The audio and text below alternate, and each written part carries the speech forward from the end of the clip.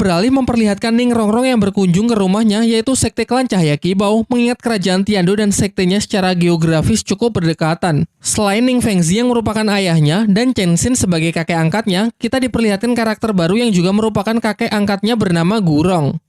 Diceritakan kalau Chen Xin dan Gurong ini adalah Master Roh bergelar Doluo level 95 yang menjadi rival abadi, baik dari segi kekuatan roh maupun dalam memperebutkan kasih sayang dari cucu angkatnya tersebut.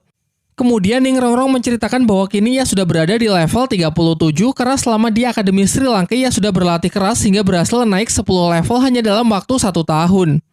Ia juga menceritakan mengenai tanaman obat bunga tulip yang ia dapat dari teman sekelasnya bernama Tangsan yang berperan besar dalam kemajuannya karena setelah mengkonsumsi bunga tersebut levelnya bisa naik secara signifikan.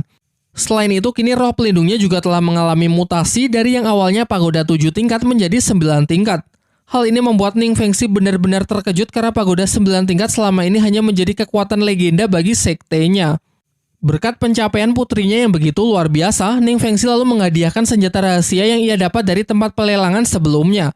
Namun Ning Rongrong yang merasa tidak familiar dengan senjata tersebut bertanya bagaimana ayahnya bisa mendapatkan senjata rahasia ciptaan dari Tangsan, teman sekelasnya. Ia lalu menunjukkan senjata yang sama dan mengatakan kalau ia juga punya beberapa koleksi yang lain yang jauh lebih hebat.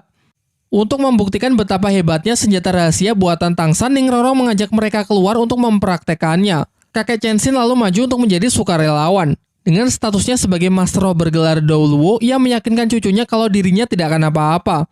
Senjata rahasia pertama adalah busur tanpa suara. Meski dapat ditangkis dengan pedang roh miliknya, kakek Chen Xin bisa merasakan kalau tembakan dari senjata tersebut benar-benar kuat. 力道好强， 我们在斗魂场上捡飞刀。 还没完，我身如剑。 Sambil mencoba mendekat, Ning Rongrong menjelaskan bahwa senjata ini pernah ia gunakan untuk mengalahkan lawan yang berada di level 40.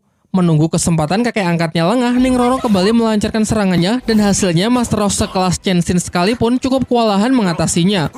Suasana sempat tegang kala Chen Xin terkena racun dari salah satu senjata rahasia tersebut.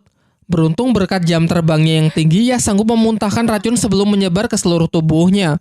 Namun ia tak sedikit pun menyalahkan Ning Rongrong, melainkan justru bangga dengan perkembangannya yang begitu pesat.